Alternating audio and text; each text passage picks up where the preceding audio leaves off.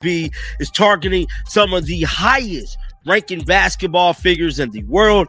But what's more important is, will they offer Caitlin Clark that $100 million? Hold on to your seats, because the WNBA just got blindsided by news they couldn't possibly see coming. We're talking Caitlin Clark, and the price tags being thrown around are absolutely insane. Forget millions. People are actually whispering about $1 billion contract. Saudi Arabia just stormed in and flipped the entire script. And the league that spent years underpaying its brightest stars? They're about to get schooled in the most expensive way imaginable. Seriously, if someone dangled $1 billion for you to ball overseas, would you even blink? Spill your thoughts. I need to know. And come across my phone that says Neko Gumake becomes the first player known to join new Project B League in Europe and Asia. Neko Gumake, the president of the WNBPA, in the middle of these CBA negotiations where literally everything is on fire right now in the world of women's basketball. Everything is burning. Neka is announced as the very first player who will be joining this league that not only is a league that runs during the off season, but they have marketed themselves as a league that will rival the WNBA. The internet nearly exploded yesterday when Nneka Awik inked her deal with Project B. But honestly, it's not really about her. It's about the signal this move sends. She's the WNBA Players Association president, the very person tasked with fighting for better deals, and she just bailed to the competition. Titanic-level betrayal, folks. Spotting the iceberg and hopping on the first lifeboat. The message couldn't be clearer. Even the union leaders themselves seem to have zero faith in the WNBA's future. And here's the crazy part. After Nika signed, rumors went wild about who's next, and the name everyone's whispering is Caitlin Clark. Not a typical contract either. Whispers suggest deals that could make her one of the richest athletes alive. Yes, the billion-dollar chatter is back, and with her attached, it suddenly sounds almost plausible. Now, word on the street is that they're looking to target Caitlin Clark. We got some tweets to go over, but what's first is we got a bit of negotiations for the WNBA actually signing to this Saudi-backed project. Man, ESPN broke the story late yesterday, guys, and this one right here is a shocker. And this has to be a conflict of interest, man, in some way, shape, form, or fashion. Here's the deal. Saudi Arabia doesn't exactly follow the usual money rules. These guys have so much cash that dropping $100 million on a single athlete is basically pocket change.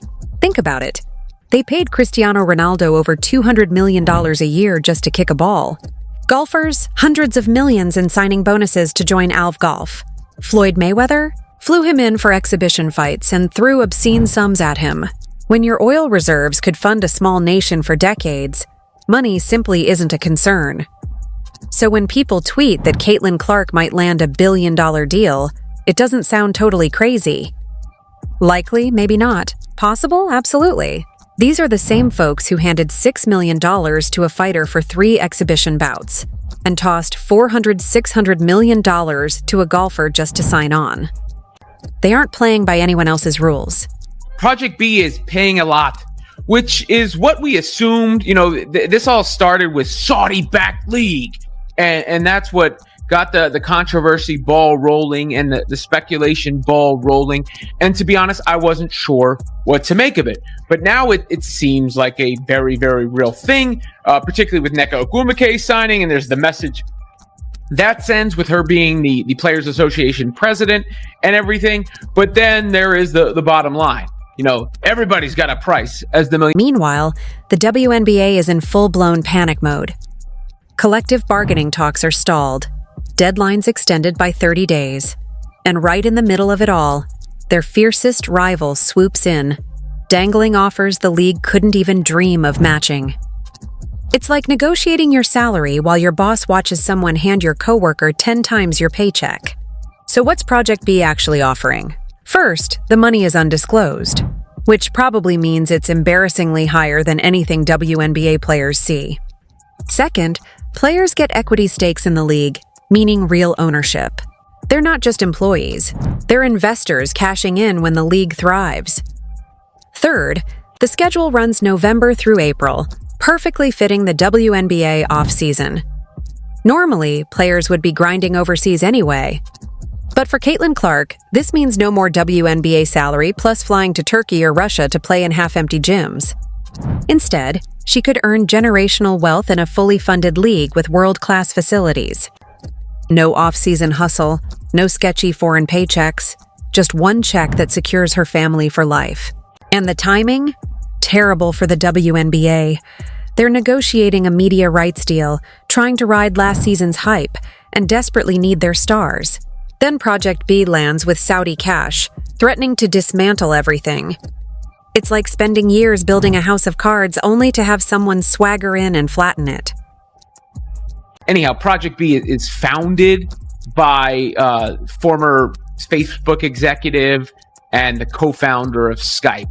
And they've got the investors, as I've mentioned before. Candace Parker is one of them, Novak Djokovic, Sloane Stevens. So it's some big-time investors involved as well. But the salary is what is truly staggering and the thing that could change the entire game.